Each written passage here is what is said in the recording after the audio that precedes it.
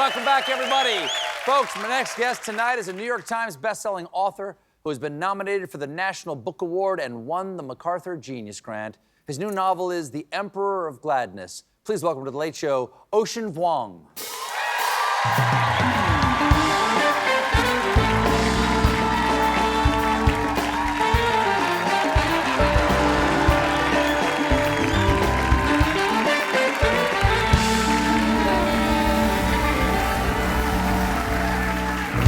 Hi, nice to meet you. Hi, good to meet you. Thanks for being here. Thank you so much. It's an honor. In May, you released your highly anticipated second novel, The Emperor of Gladness. It was an instant New York Times bestseller, and it was selected for Oprah's book club.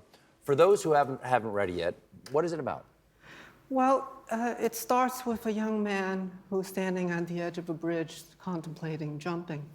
And he's stopped by an 82-year-old woman with dementia, and they end up living together in the course of a year. And I think suicide is a very deeply personal subject for me. I lost my uncle when he was just 28 years old. I was 24. It's like a brother to me. And I think at the core of it, suicide is still an act of hope. One does it with the hope of ending tremendous suffering. I would go on to say it's a hopelessly hopeful act.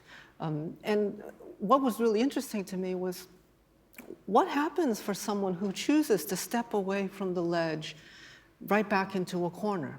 How do you choose life without the tools for living? And it was a question I never got to ask my uncle. And I think fiction at its core gives us a technology to ask questions we never get to ask in life, or is too costly, or the chances are fleeting. You speak in here of, you've spoken of the idea of kindness without hope. What does that mean? Well, the character goes on to work in a fast food restaurant, and I think many Americans have experienced this, myself included. I worked at a place called Boston Market. And the elephant in the room in a place like that, I think, is you're not supposed to ask, where do you go after this? You know, if you go to nursing school, if you go to medical school, there's a kind of, even HVAC, there's a kind of ascendancy, that there's an after place. But when you work in fast food, working minimum wage, the idea that you're actually trapped is incredibly palpable for everybody involved. And I think what you notice then is that everyone is so generous with a kind of kindness because they know that there is nothing else beyond it. But they are deeply invested in their own dreams. And I think what I learned working in fast food and most of my life as an American is that I'm not interested so much in the American dream as we know it, so much as Americans who dream. And in every fast food restaurant you see, it's full of people with dreams, despite not being able to execute them. They still hold on to them and they strive towards it. And I wanted to amplify that using what I knew best, which is language.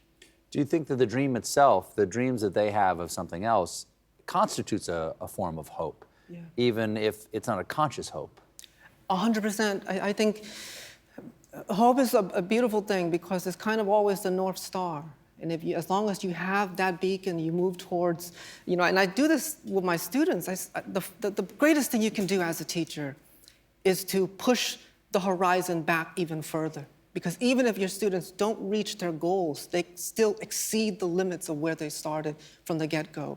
And I think this is true with any vocation, whether it's in a fast food restaurant or writing or entertainment or what have you. Hope is still the greatest engine, and it begins with language. It's not empty. And the classroom, to me, is the most hopeful place, even before a single person steps into it. A teacher or students, the condition of the classroom is aspirational. It's a laboratory of possibility and wonder. And the teacher's only job is to preserve that so that it does not get demolished by cynicism. I think often cynicism can be misread as intelligence in our culture.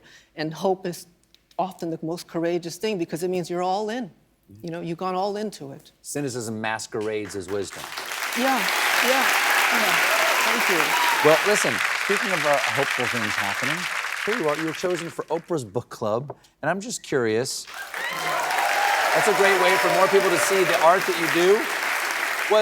I mean, growing up, was Oprah a big thing in your house? Oh my gosh. It was a big thing in my mom's nail salon because we were there every day, and I had the best English, so I ran the phones. And, you know, I was so honored to get that call. Anytime I get an important call, I stand in front of my mother's altar.